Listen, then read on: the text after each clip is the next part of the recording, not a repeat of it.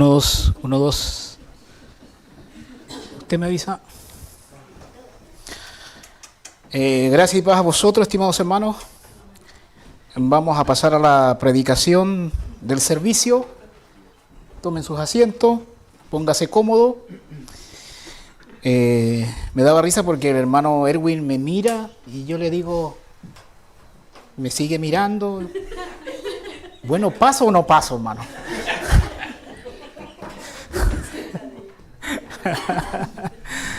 Así que me di cuenta que parece que dijo que pase.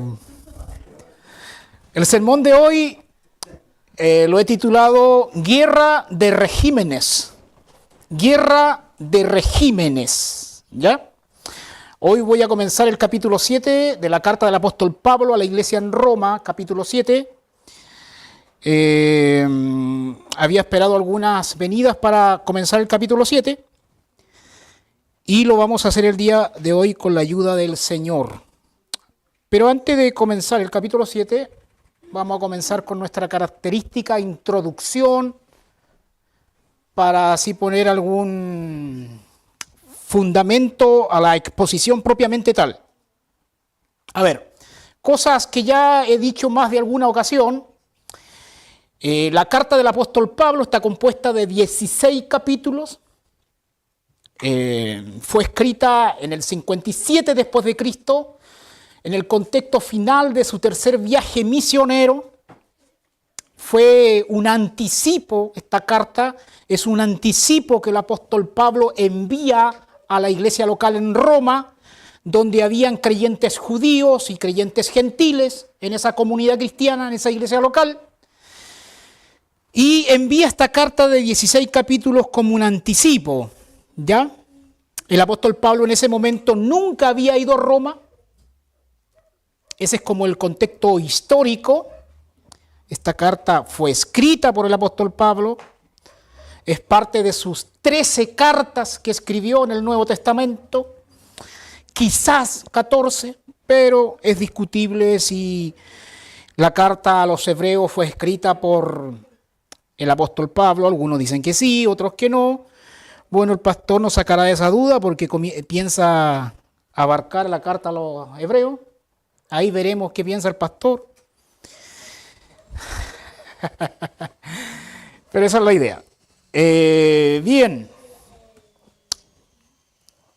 Los eruditos en derecho, los eruditos en teología, en jurisprudencia, los jurisconsultos, tienen como materia de reflexión, entre otras cosas, la ley. ¿Ya? La ley. Y yo no sé si he clasificado la ley en alguna otra oportunidad acá, en algún sermón, capaz que sí, pero voy a reiterarlo el día de hoy, si es que lo he hecho antes, si no, lo haré por primera vez. He estado estudiando, hermanos, la Suma Teológica de Tomás de Aquino. Tomás de Aquino es un pensador católico romano, que vivió en la Alta Edad Media, hasta donde recuerdo, 1224, 1274. Es conocido como el buey mudo, así es conocido en la academia, como el buey mudo. ¿Por qué? ¿Por qué es conocido como el buey mudo? Una de las razones es porque dice la historia que era un tremendo hombre, muy gordo, experto en la escolástica, la teología escolástica. Entonces, debido a que era muy gordo, es que le pusieron buey, ¿ya? Pero además, buey mudo. ¿Por qué mudo? Porque cuenta la historia que cuando estaba en clases, era uno de los estudiantes que casi no hablaba nada. Nunca hablaba. Vivía estudiando, pero hablaba muy poco. Mientras sus compañeros discutían un sinnúmero de temas, etcétera, etcétera, el carácter de Tomás de Aquino, aparte de ser gordo, era ser mudo, hablaba muy poco. De ahí que el sobrenombre que le pusieron, el buey mudo. Sin embargo, una de las frases que se dice que se dijo de Tomás de Aquino fue la siguiente. No sé si fue uno de sus compañeros o uno de sus profesores que dijo, este buey mudo, un día todo el mundo lo oirá. Todo el mundo será impactado por el buey mudo. Estoy parafraseando porque exactamente las palabras en sí pueden ser distintas, pero esa es la idea. Tomás de Aquino escribió la Suma Teológica. Estoy leyendo un libro que tiene como 1000 páginas. Está la Suma a los Gentiles también. Otros libros que tiene. Realmente esa profecía, entre comillas, de que impactaría al mundo fue verdad, porque para bien o para mal, Tomás de Aquino todo el mundo lo lee. Creyentes, no creyentes, católicos, evangélicos, protestantes, ortodoxos, otro tipo de religiones, siempre estudian al buey mudo, a Tomás de Aquino. De hecho, todas las demás teologías sistemáticas que vienen para acá, a veces tienen como contexto la Suma Teológica de Tomás de Aquino, tanto para confirmarla como para contradecir, etcétera, etcétera.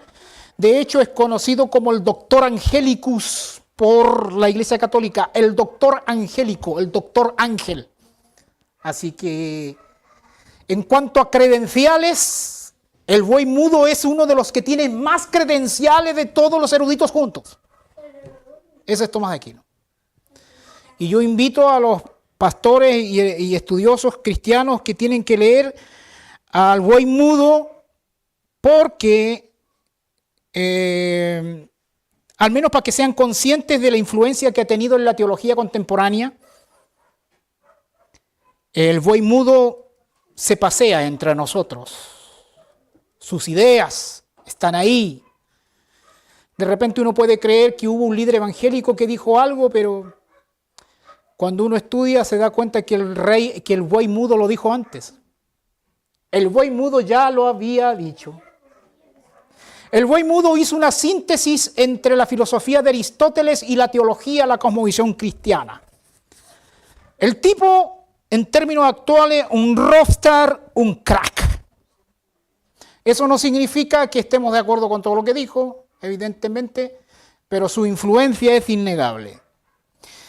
Con respecto a la ley, en cierta ocasión, cuando yo comencé como cristiano a la edad de 15 años, sería como el año 2000, no, después, en realidad como el 2014, 2004, que yo empecé a leer una serie de teología sistemática de habla hispana publicada por Editorial CRIE, donde hay varios libros de teología sistemática, entre el cual el principal autor es el doctor Francisco Lacueva, es católico romano, actualmente ya fallecido, y la teología de habla hispana está bien influenciada por la teología de Francisco Lacueva, lo sepa o no lo sepa.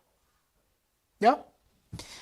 En esa serie hay un libro, entre otros muchos, un libro que se llama Ética Cristiana, cual fue uno de los primeros libros que leí. Ética Cristiana. Entonces, en una de sus partes, este libro empieza a hablar de la ley y hace una clasificación de la ley. El doctor Francisco Lacueva hace una clasificación de la ley, pero para ello apela a una clasificación que hace Tomás de Aquino de la ley en la Suma Teológica, en la cuestión 91. ¿Ya?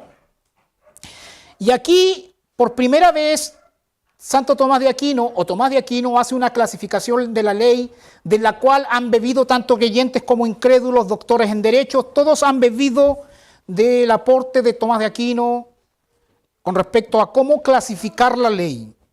Y Tomás de Aquino clasificó la ley en 4 tipos de leyes, que ha servido como recurso conceptual hasta el día de hoy para los expositores. De hecho, estoy de acuerdo con la clasificación de Tomás de Aquino. En esto estoy de acuerdo con él, trae bastante luz, ordena la mente a nivel conceptual. Él dice que existe la ley eterna.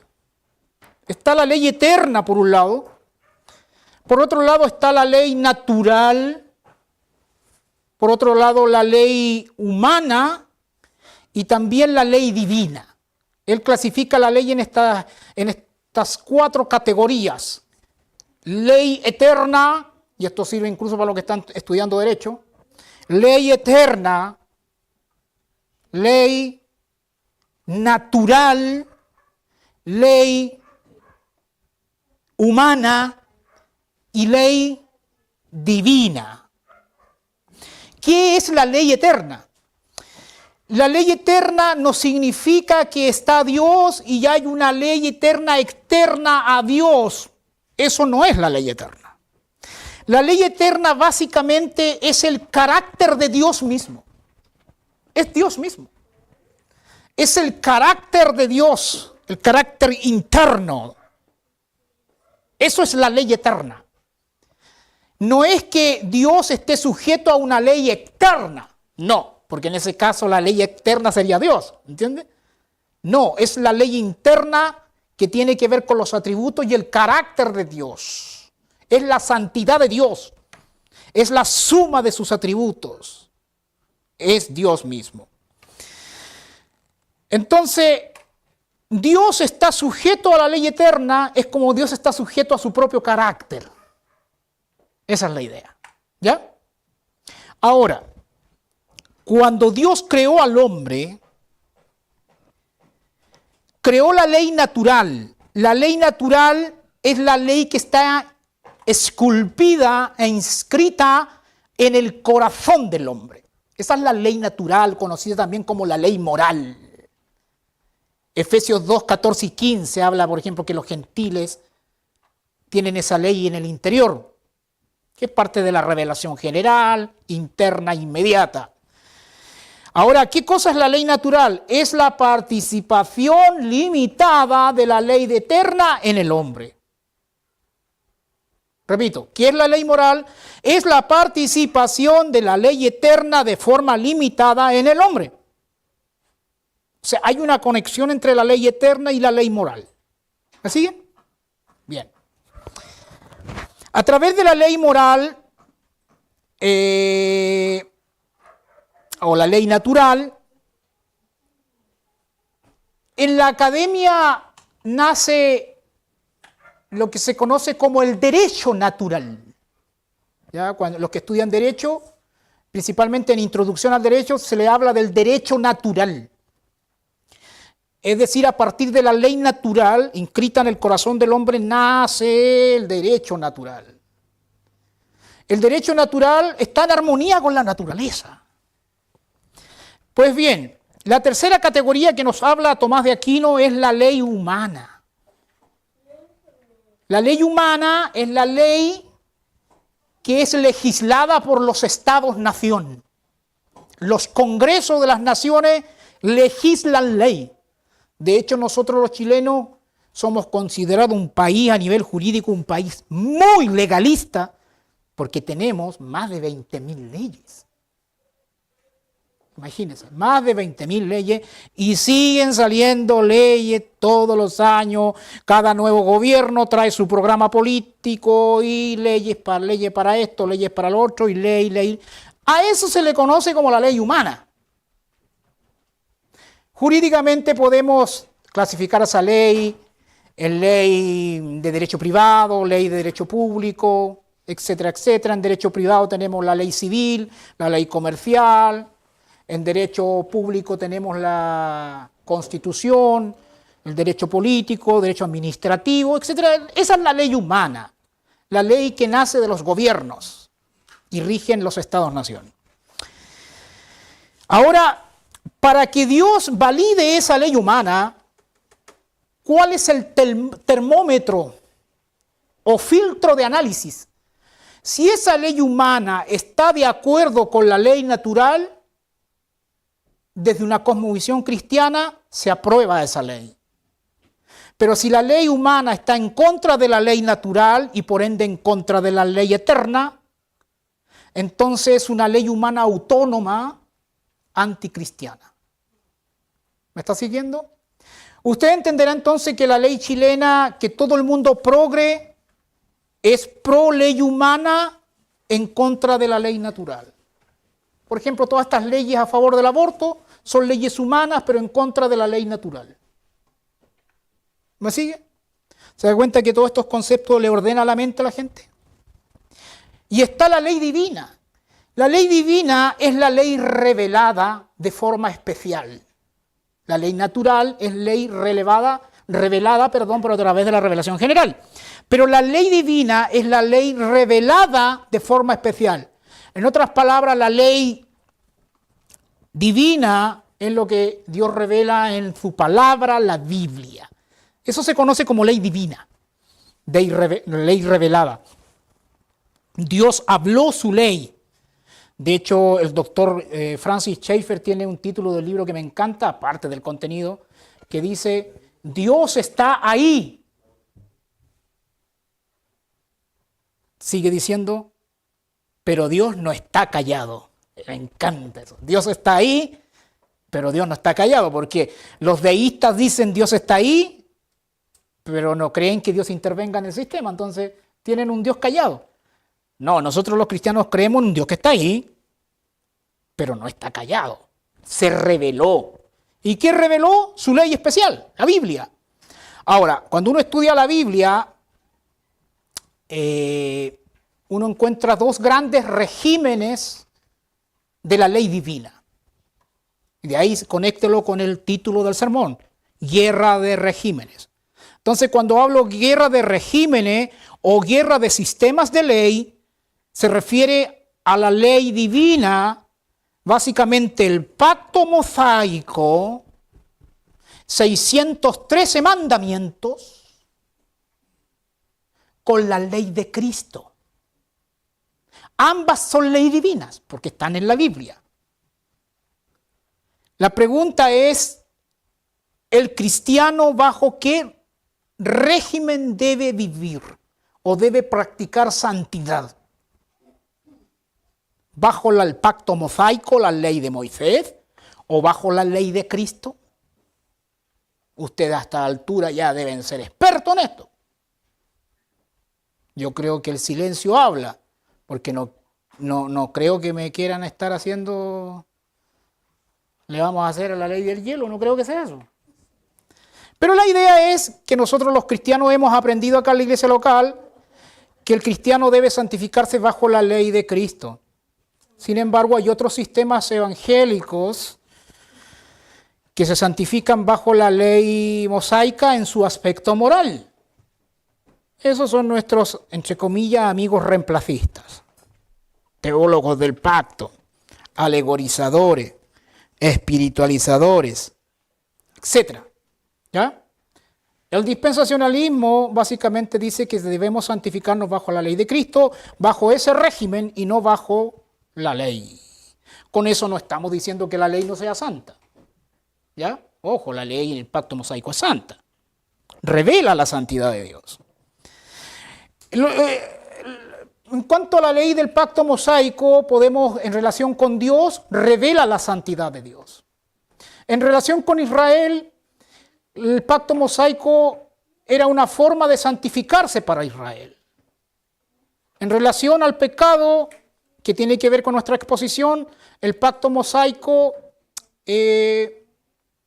excita el pecado en alguna manera.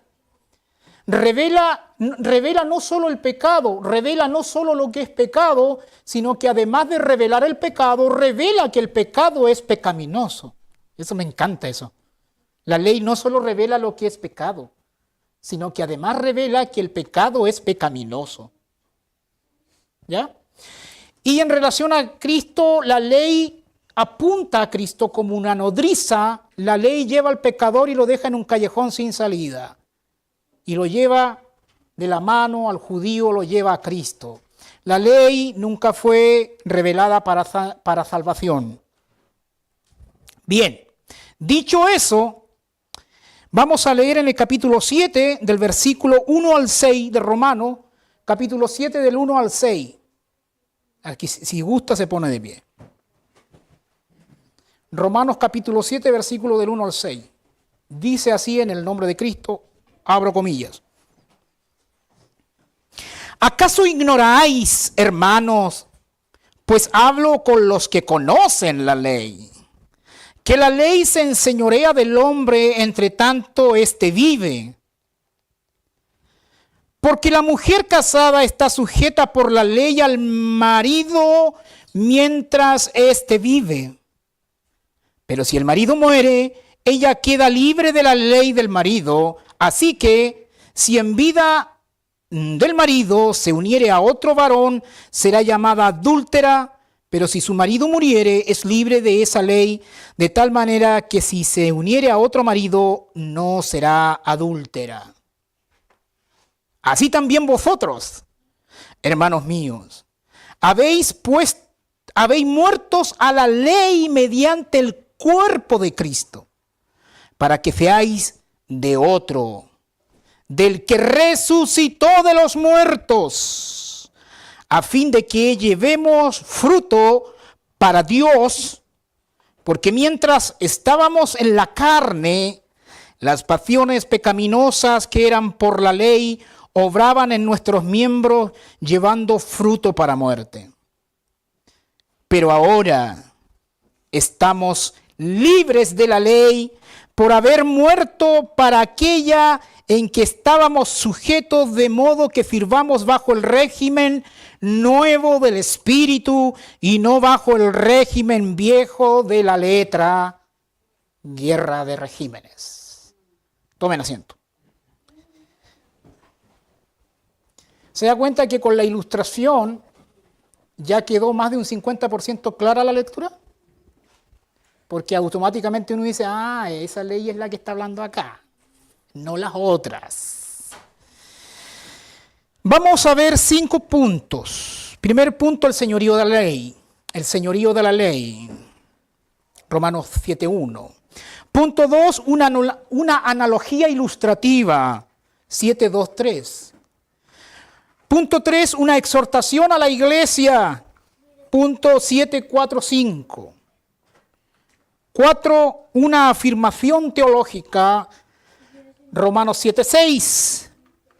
Y punto 5, como es característico y como debería ser un punto de cada sermón,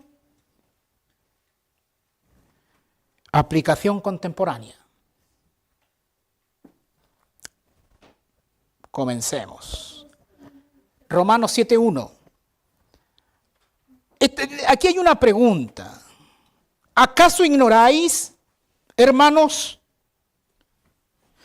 Pues hablo con los que conocen la ley.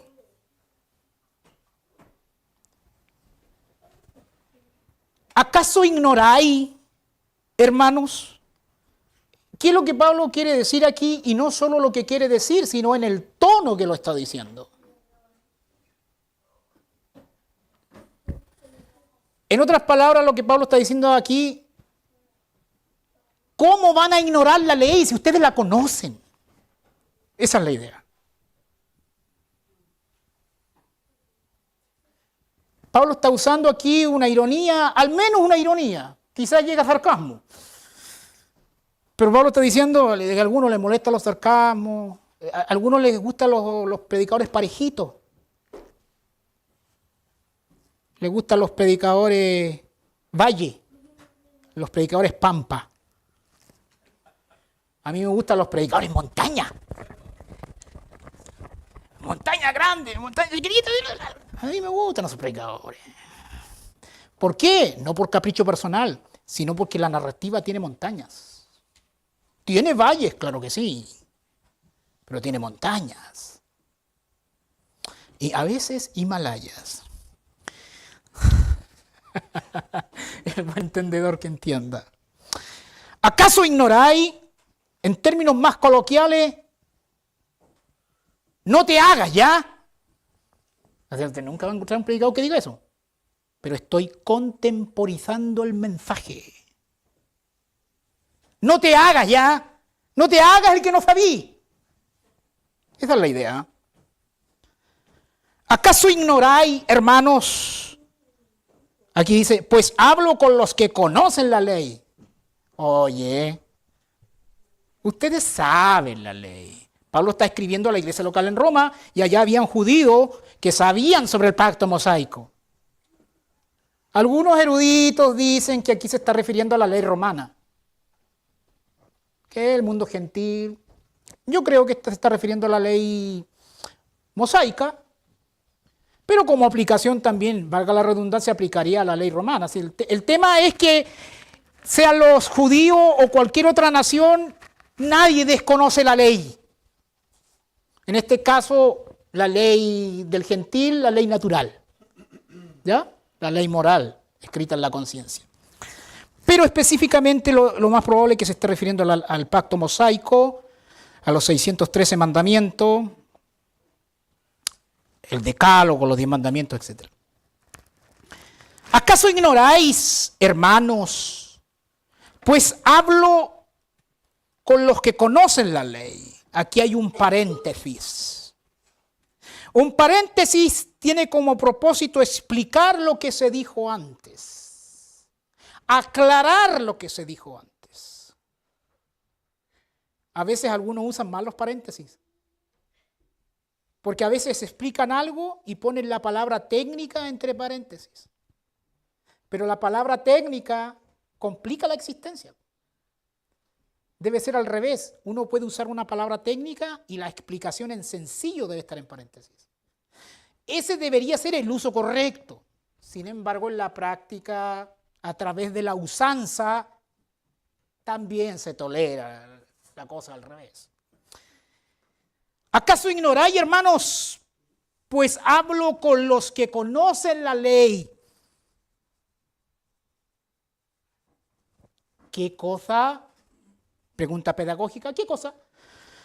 Que la ley se enseñorea del hombre entre tanto que éste vive.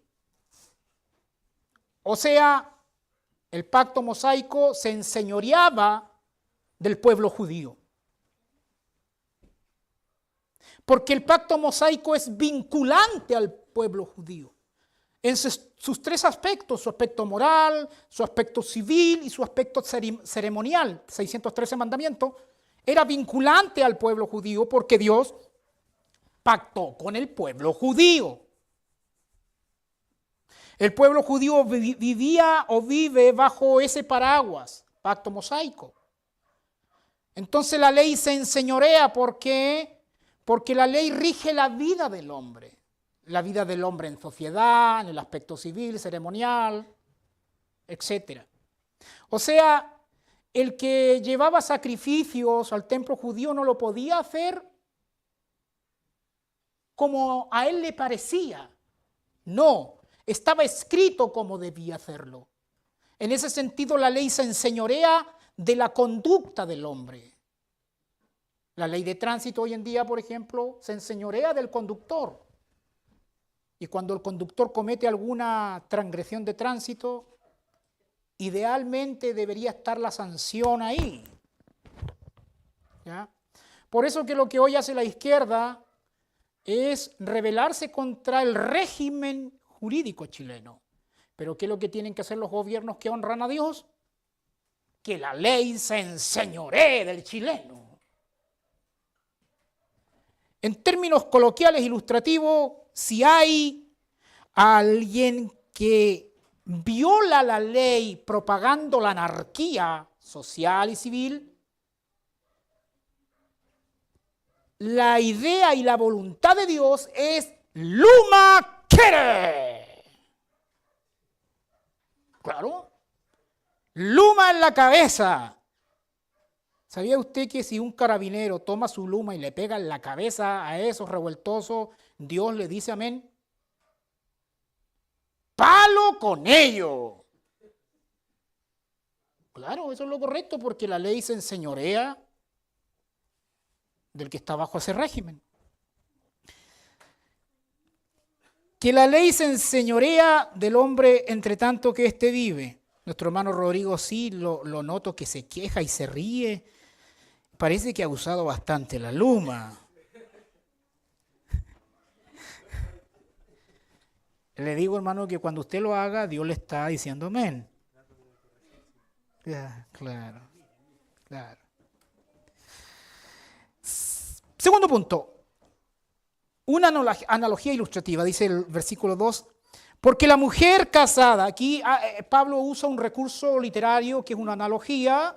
Dice, porque la mujer casada está sujeta a la ley al marido mientras éste vive. Si la mujer no se sujeta a la ley del marido, ¿qué dirá mi lenguaje gestual? Ah, no, tranquilo, tranquilo. Una vez un profesor de teología estaba enseñando y dijo que la iglesia, ¿cómo se llama? Que los maridos deben amar a la esposa como Cristo amó a la iglesia. Y yo le pregunté si la disciplina era parte de que Cristo ame a la iglesia. ¿Cómo disciplina Cristo a su iglesia? ¿La disciplina o no? ¿Porque la ama o no? Y si el esposo debe amar a la esposa como Cristo amó a la iglesia,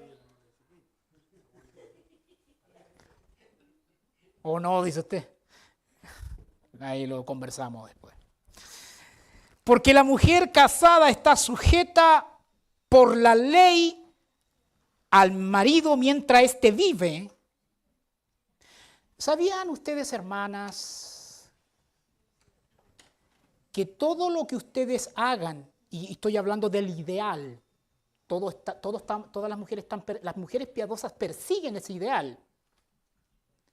Por ejemplo, yo hablo del ideal. Después la práctica es toda una batalla, pero el ideal es que todo lo que ustedes hagan, todo, lo deben hacer para agradar a su esposo.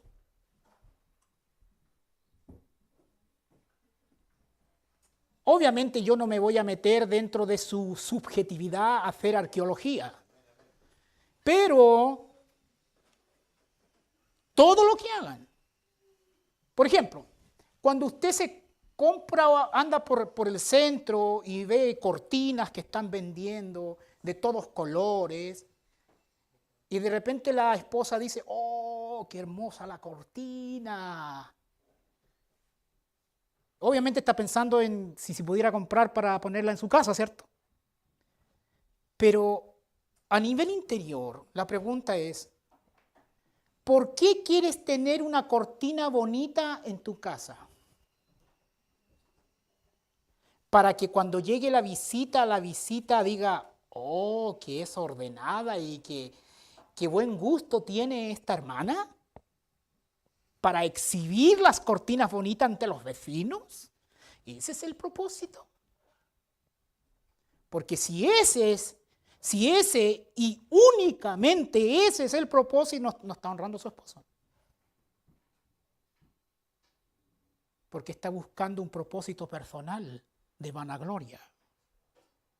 Ahora, ¿es incorrecto que alguien no quiera tener su casa bonita? No, eso es correcto, pero el punto es que el principal propósito por el cual las mujeres deben obrar en el ideal piadoso, voy a comprar esas cortinas que me encantaron hermosas para honrar a mi esposo.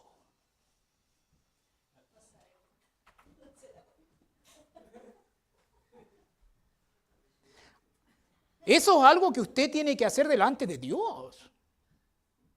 Yo o el hermano como esposo no sabemos en realidad la intención. Lo que la palabra está ministrando es que ese debería ser el ideal. Y solamente pongo un ejemplo, pero es todo. Todo. Amén, dicen los hermanos.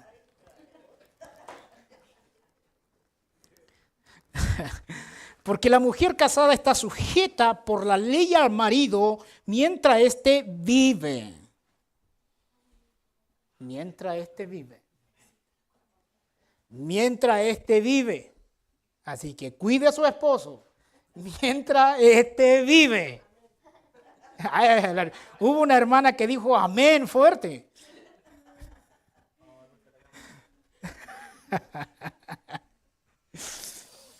Vive, pero si el marido muere, hay un contraste, pero si el marido muere, ella queda libre de la ley del marido o del régimen de la ley del marido. Así que, o sea, por esta razón, así que si en vida del marido se uniere a otro varón, será llamada adúltera.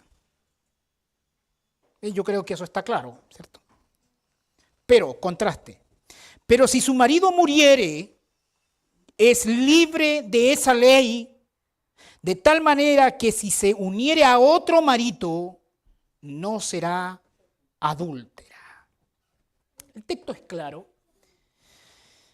A ver, y Pablo, como extensión de lo que estamos viendo aquí, la idea es, dentro de la cosmovisión cristiana, es que la mujer joven que queda viuda, Pablo manda a que se case. Pablo no recomienda que se case. No aconseja que se case. Es un mandato. ¿Sabían ustedes? Ahora, si la viuda es anciana, ya no. Que se dedique a las cosas del Señor, que sea sostenida por la iglesia, etcétera, etcétera. Eso es cosmovisión cristiana. ¿Sabía usted eso? Así que, hermano, si va a morir, muera cuando ella ya esté anciana.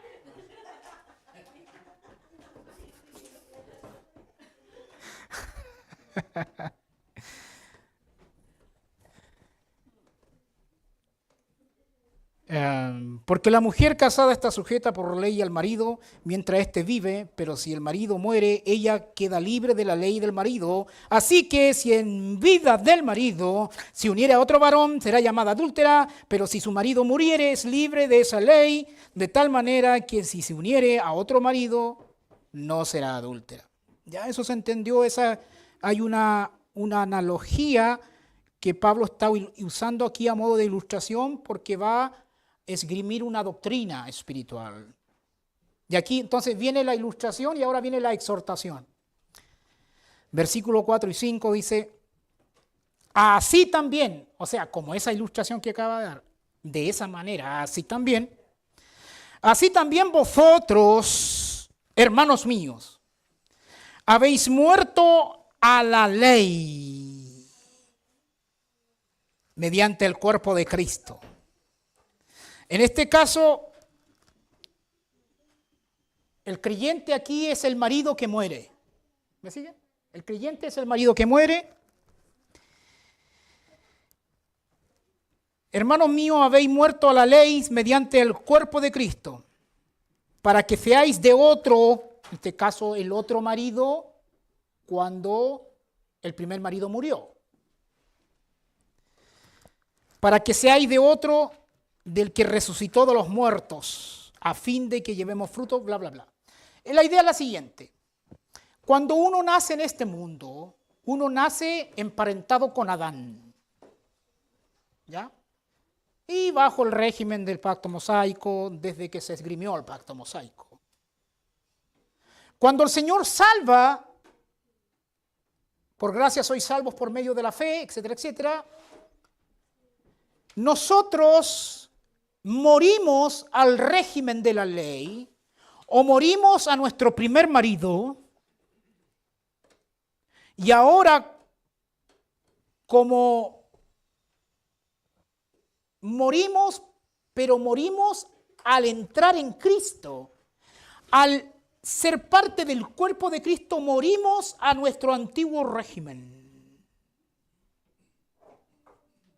La única forma de vivir es morir en Cristo, ser bautizado en el cuerpo de Cristo, es la única forma de escapar del régimen de la ley. Un muerto no puede estar bajo el régimen de la ley, porque está muerto. Pero la única forma de morir es ser bautizado en Cristo, bajo un nuevo régimen que es la ley del Espíritu, la ley de Cristo. ¿Ya? Dice, así también vosotros, hermanos míos, habéis muerto a la ley mediante el cuerpo de Cristo, para que seáis de otro, del que resucitó de los muertos. De ese somos los cristianos. Nosotros no somos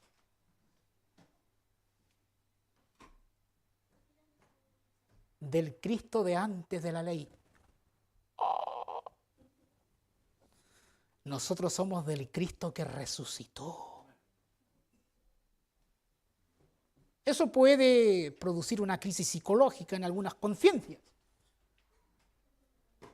Somos del Cristo que resucitó. Estamos en el cuerpo del Cristo que resucitó. Cuando se predica el Evangelio debe predicarse la muerte, la sepultura y la resurrección de Cristo, de acuerdo a las Escrituras, 1 Corintios capítulo 15. Que es un resumen del Evangelio. O sea que los que estamos en el Evangelio no podemos andar en un tachangó con el antiguo marido que teníamos. O en adulterio. ¿Sí o no? O sea que santificarse bajo la ley es adulterar espiritualmente.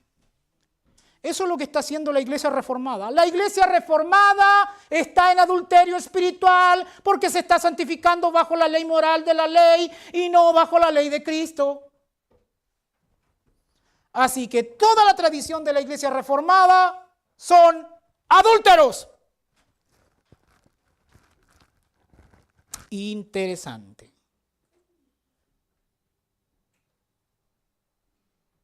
Todos los que se adhieren a la confesión de Westminster, la confesión de Bautista, de los bautistas particulares, 1689, todos los seguidores de Sugel, de Sproul, independientemente de las cosas buenas que pueden tener, pero a nivel de los sistemas que predican, están en adulterio. O sea, Sproul era un adúltero. Ya,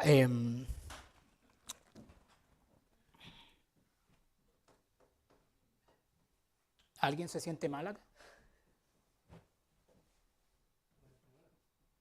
¿Alguien se siente mal acá? Ah, ya. Porque si alguien se siente mal, le podría pedir perdón por amarlo. ¿O no? Bueno, entiendan, hermano, que cuando ustedes reciban un dolor por la palabra que se escribe, den gracias a Dios de que Dios los ama. Así también vosotros, hermanos míos, habéis muerto a la ley mediante el cuerpo de Cristo para que seáis de otro, del que resucitó. La iglesia tiene que ser del que resucitó de los muertos, a fin de que llevemos fruto para Dios. No frutos bajo la ley mosaica, sino frutos bajo la ley de Cristo. Porque los frutos bajo la ley mosaica es legalismo.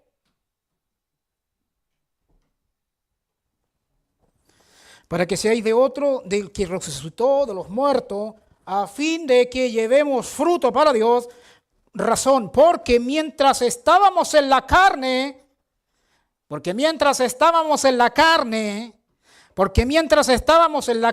las pasiones pecaminosas que eran por la ley obraban en nuestros miembros, llevando fruto para muerte. El hombre siempre da fruto.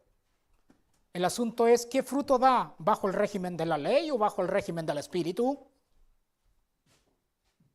El que da fruto bajo el régimen del espíritu, aparte de estar en adulterio espiritual, son unos carnales.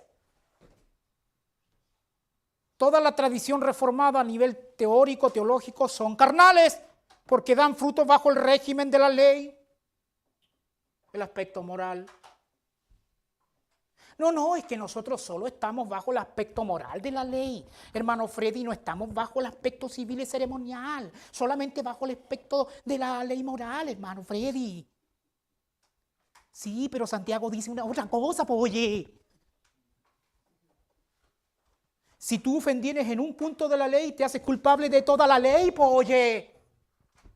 Entonces no hay división ontológica entre ceremonial, civil y religiosa.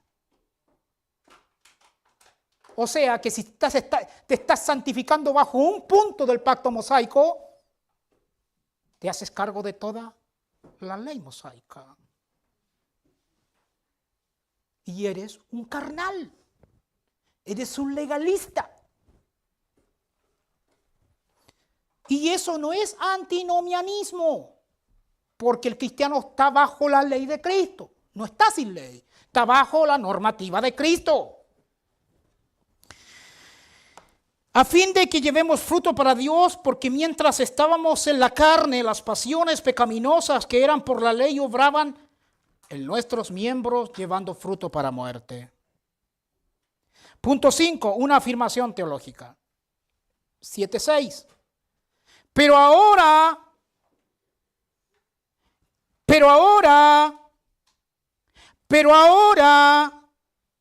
estamos libres de la ley porque hemos muerto en Cristo. Vosotros que en otro tiempo estabais lejos, pero ahora estamos libres de la ley por haber muerto para aquella en que estábamos sujetos, de modo que sirvamos bajo el régimen nuevo del Espíritu y no bajo el régimen viejo de la letra. Si usted se está santificando bajo el pacto mosaico, a usted le gusta la letra, el verdadero sentido de la letra. Fruto para muerte. En ese sentido está muriendo.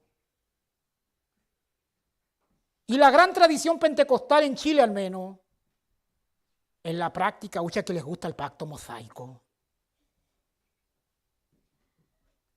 Les gusta el pacto mosaico, hermano. Les gusta el paraguas del pacto mosaico. Hasta sus templos parecen el templo judío.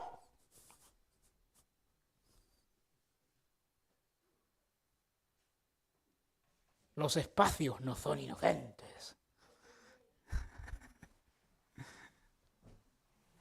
Así que estamos gestionando para que este púlpito lo dejemos en medio de la sala.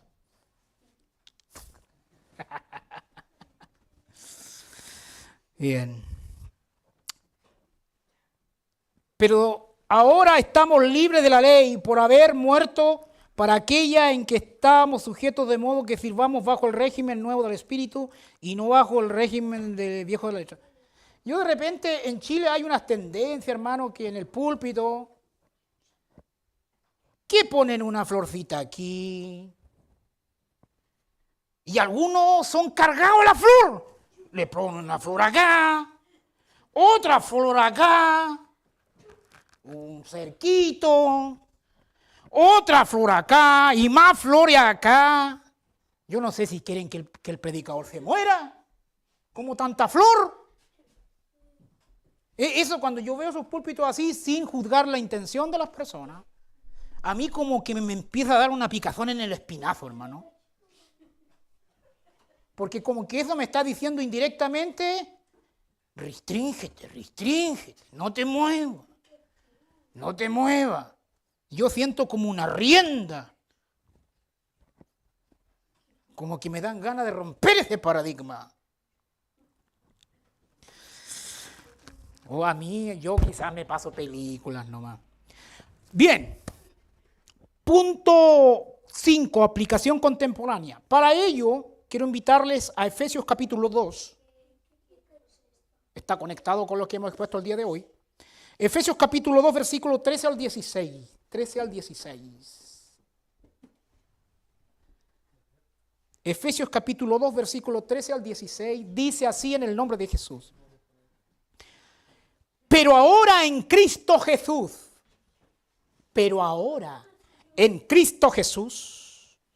vosotros que en otro tiempo estabais lejos, es decir, los gentiles, habéis sido hechos cercanos por la sangre de Cristo, o sea, el Evangelio, la cruz, etc.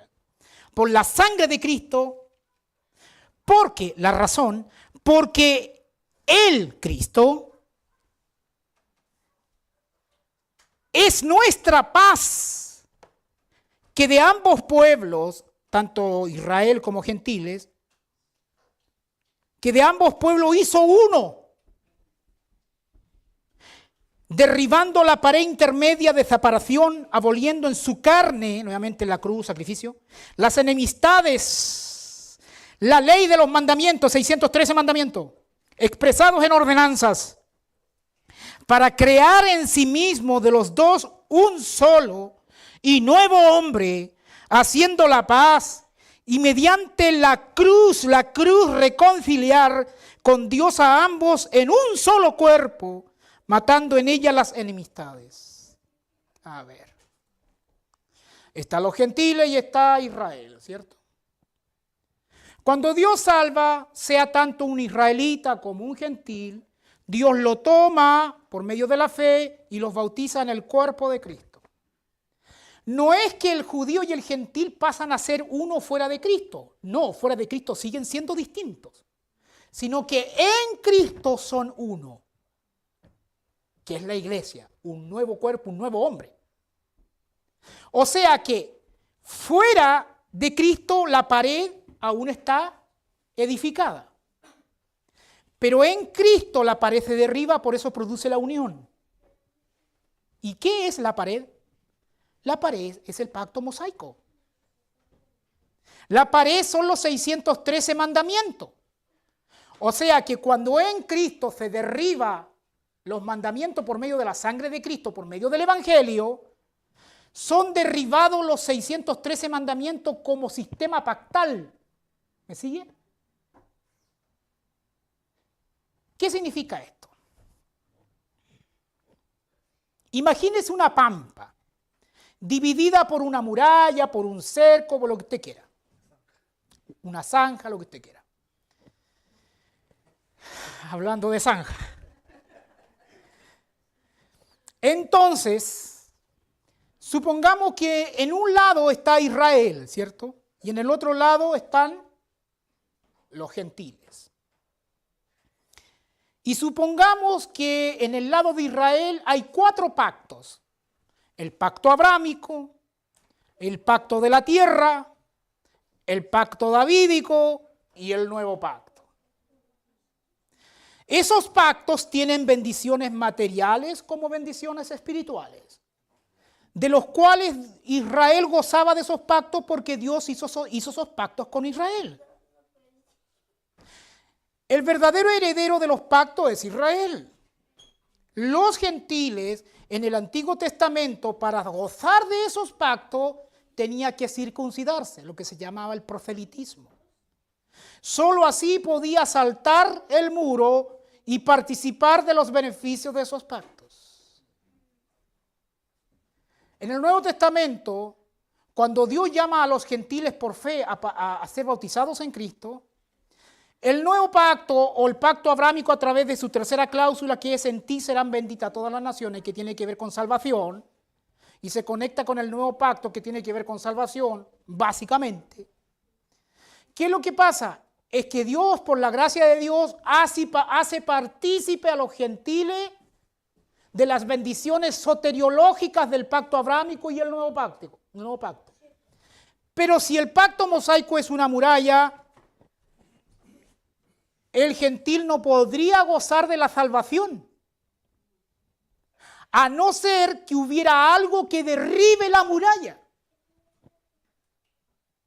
¿Qué es lo que la cruz hizo? Derribó la muralla, hermanos. El Evangelio derriba la muralla, ¿para qué?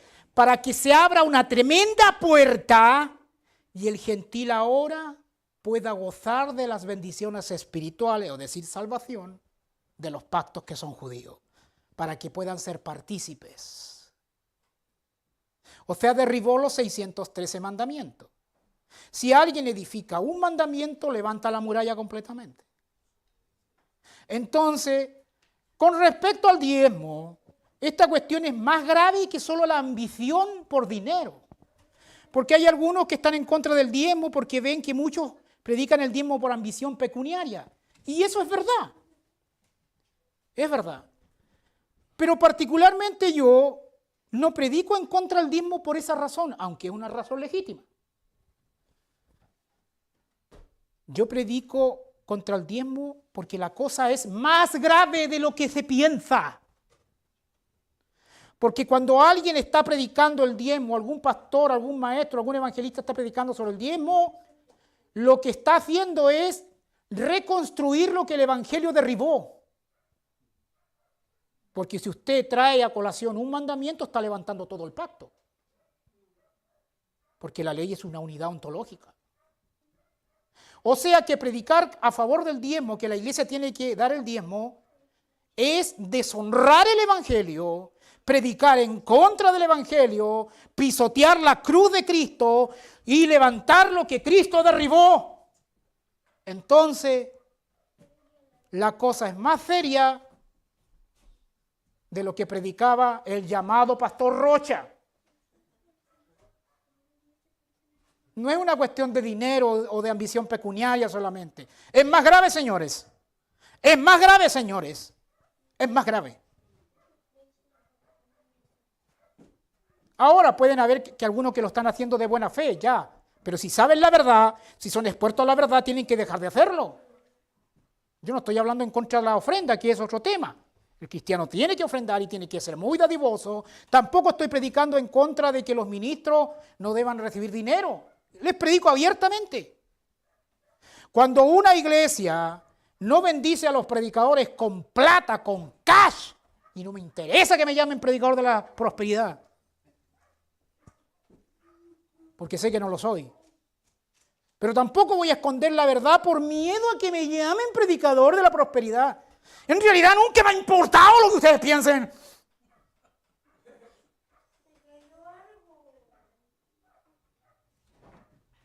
Los líderes deben ser sostenidos. Toda iglesia que no aporta para la ofrenda, sea en privado o en público, para el sostén de los líderes, ¿saben lo que están haciendo?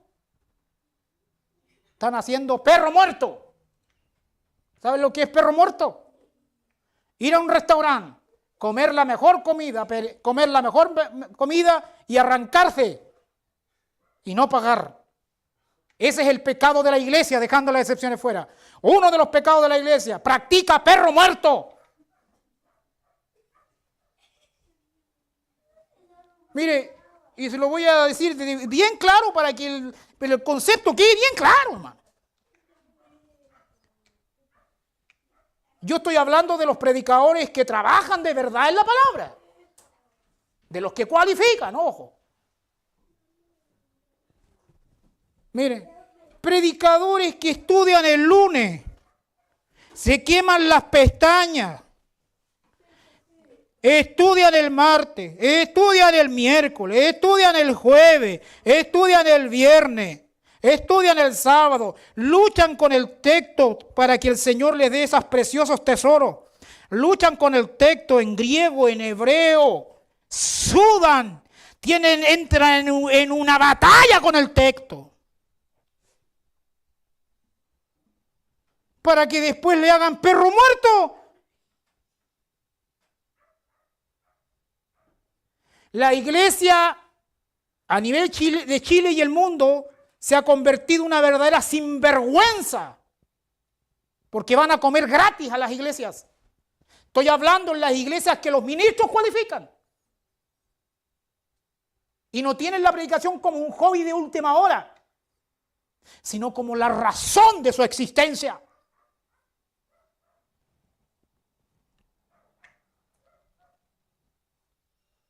Clarito, conciso, eso es. Se ocupan la ofrenda en cualquier cosa, menos en sostener a los líderes. Hasta juntan aportes para los incendios.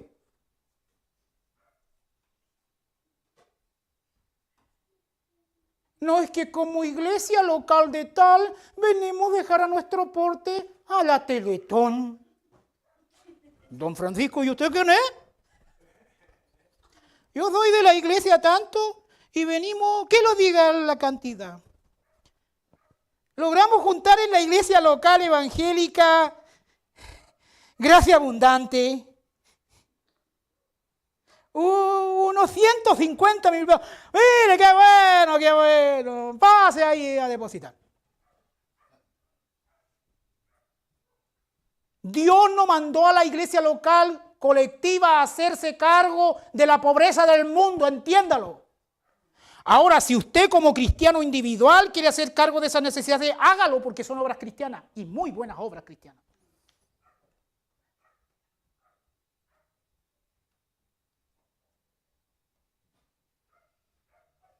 Eso es, hermano. ¿Por qué somos creativos? ¿Por qué? Si Dios nos dio el diseño, ¿por qué tenemos que añadirle? Somos expertos en quitarle y añadirle. Somos expertos en quitarle y añadirle. ¿Por qué caemos en eso? Es que nos creemos en la práctica más sabios que Dios. Pues no, es que a Dios le faltó aquí, entonces hay que ponerle. No, aquí le sobró, hay que quitarle. Bueno, el Señor nos ayude, porque todos estamos en esta batalla y todos le hemos puesto o sacado en algún punto de nuestra vida. A veces por ignorancia, a veces de buena fe, pero teniendo ya luz tenemos que corregir. Y la iglesia en Valdivia, yo debo decir por experiencia que la iglesia en Valdivia ha corregido muchas cosas. De hecho, si ustedes supieran de lo que ha corregido desde los mismos comienzos,